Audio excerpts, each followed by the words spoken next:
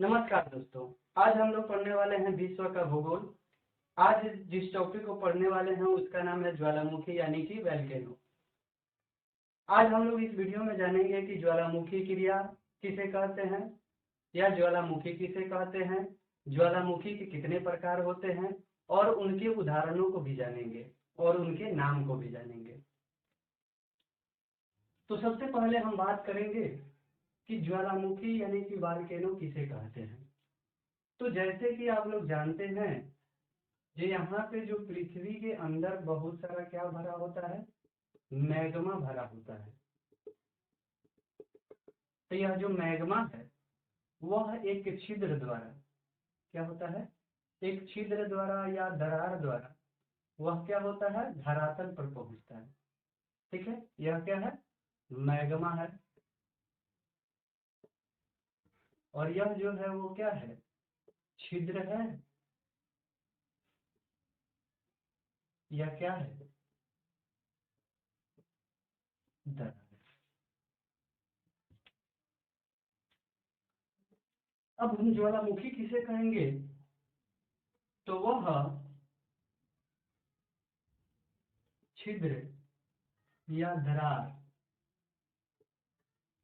जिससे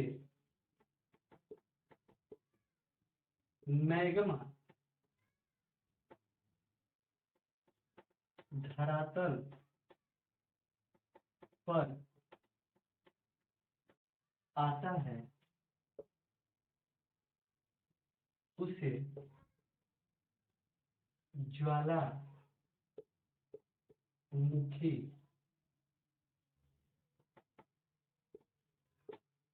कहा जाता है।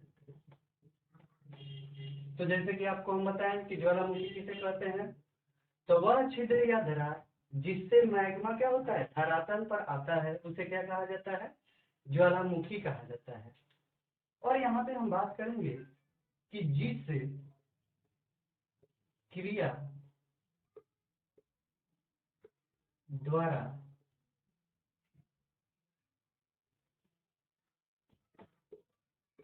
ज्वालामुखी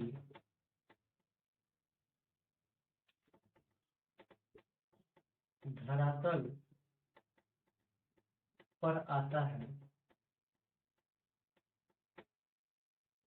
उसे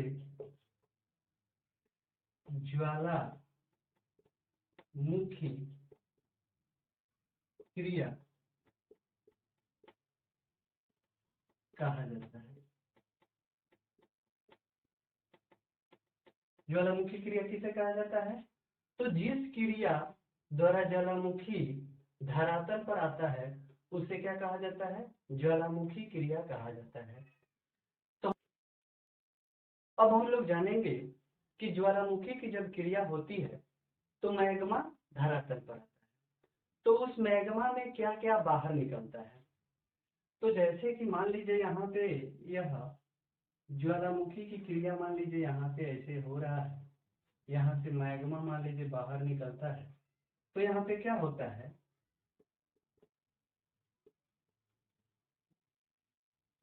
विस्फोट के साथ मैग्मा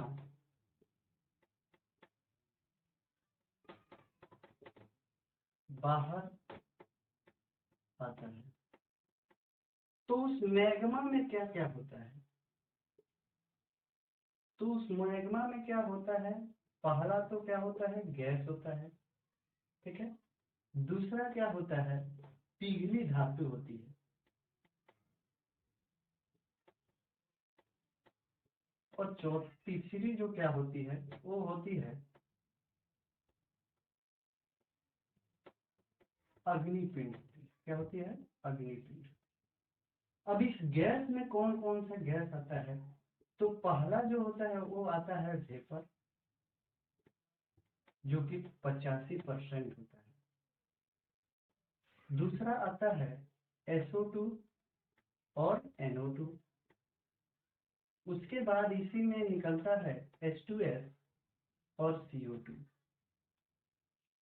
ठीक है, और एक बात आप लोग याद रखिएगा कि जब मैग्मा में से गैस निकल जाता है, मैग्मा में से गैस निकल जाता है, तो वही बनता है लावा।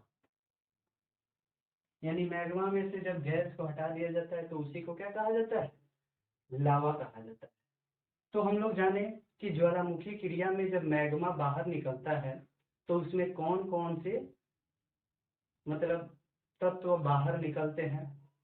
ठीक है, अब हम लोग जानेंगे ज्वालामुखी के प्रकार के बारे में। अब हम बात करने वाले हैं ज्वालामुखी के प्रकार के बारे में, यानी टाइप्स ऑफ वॉल्केनो के बारे में। तो सबसे पहला जो इसका पार्ट है यानी कि प्रकार है, उसका नाम है सक्रिय ज्वालामुखी।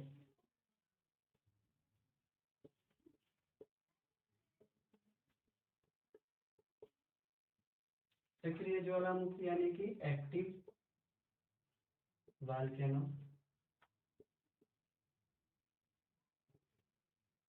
तो इन ज्वालामुखियों में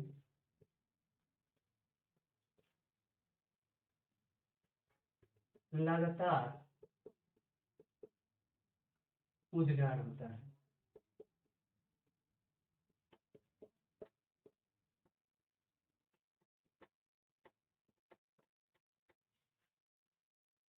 इनके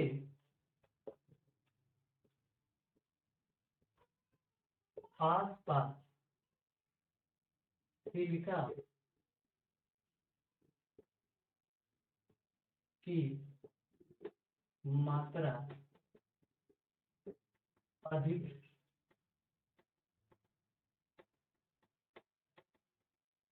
होती है। ठीक है, अगर इसके उदाहरण का बात करें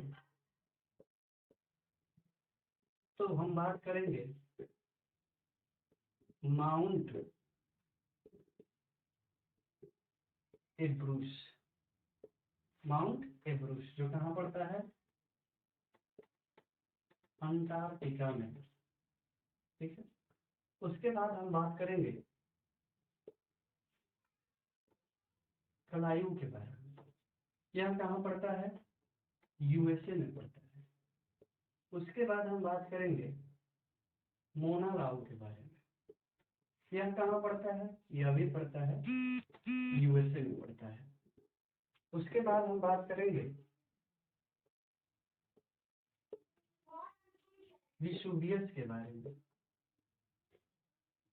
यह कहाँ पड़ता है, तो इटली में पड़ता है।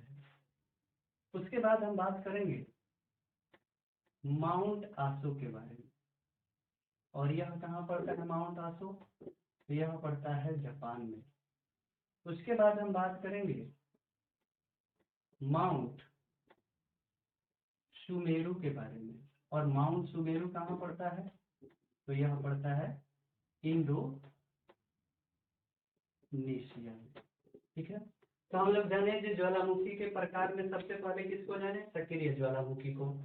इन ज्वालामुखी में लगातार उद्गार होता रहता है। इनके आसपास क्या पाया जाता है, तो सिलिका की मात्रा अधिक होती है। उदाहरण के लिए जैसे हम बात कर सकते हैं माउंट एवरेस्ट कहाँ पड़ता है, अंटार्कटिका में मिलता है। क्लाइव कहाँ है, तो यूएसए में है। और मोना लाऊ कहाँ है, तो यूएसए में है। और विसुवियस कहाँ है, इटली में है। माउंट आसो का बात करेंगे तो कहाँ मिलता है, जापान में मिलता है। और माउंट सुमेरु का बात करें तो वह कहाँ मिलता है, इंडोनेशिया के बारे में। अब हम दूसरे ज्वालामुखी का बात करेंगे जिसका नाम है प्रसुप्त ज्वालामुखी, जिसको इंग्लिश में क्या कहते हैं, तो इसको इंग्लिश में कहते हैं डोरमेंट वॉल्केनो।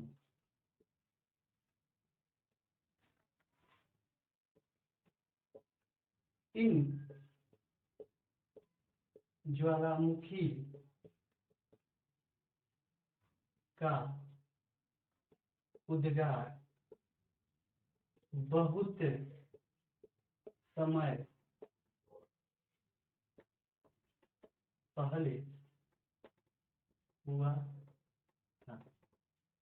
ठीक है,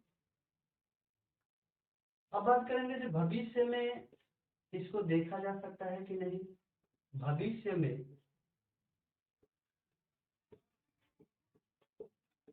संभावना है। भविष्य में इसका क्या है, तो संभावना है। अगर इसके उदाहरण का हम बात करेंगे तो इसके उदाहरण में नारकोंडम का बात करेंगे। नारकोंडम कहाँ है, तो इंडिया में पाया जाएगा। उसके बाद बात करेंगे फ्यूजी यामा के बारे में। फ्यूजी यामा कहाँ, तो यह पड़ता है आपके जापान में मिलता है। उसके बाद बात करेंगे कंगड़ा के बारे में। कंगड़ा कहाँ पड़ता है, तो कंगड़ा पड़ता है आपका हिमाचल में, सॉरी हिमाचल प्रदेश में पड़ता है। और चौथा जो बात करेंगे कर कटाव के बारे में। कर कटाव कहाँ पड़ता है, तो यह आपको मिलेगा इंडोनेशिया में। अब हम लोग एक तीसरा के बारे में जानेंगे। तीसरा ज्वालामुखी जिसका नाम क्या है, मृत ज्वालामुखी, जिसको डेड वॉल्केनो कहा जाता है। तीसरा जो ज्वालामुखी है उसका नाम क्या है, तो मृत ज्वालामुखी यानी कि डेड वॉल्केनो के बारे में। तो इसके बारे में अगर बात करेंगे तो इन ज्वालामुखी में लंबे समय उद्गार नहीं हुआ। भविष्य में इसका संभावना है कि नहीं है, तो भविष्य में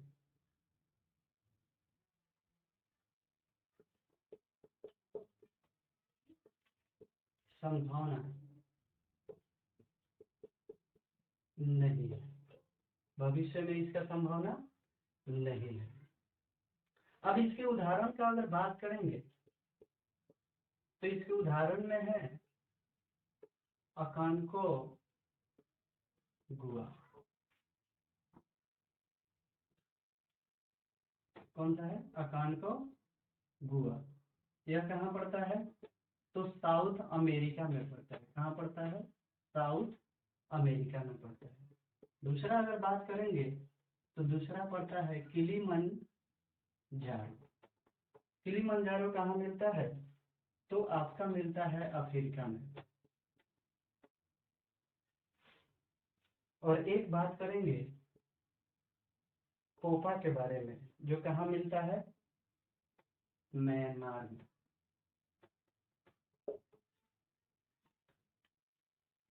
तो आज के वीडियो में हम लोग जाने ज्वालामुखी के बारे में कि ज्वालामुखी किसे कहा जाता है, ज्वालामुखी कैसे बाहर आता है, और ज्वालामुखी के प्रकार के बारे में जाने।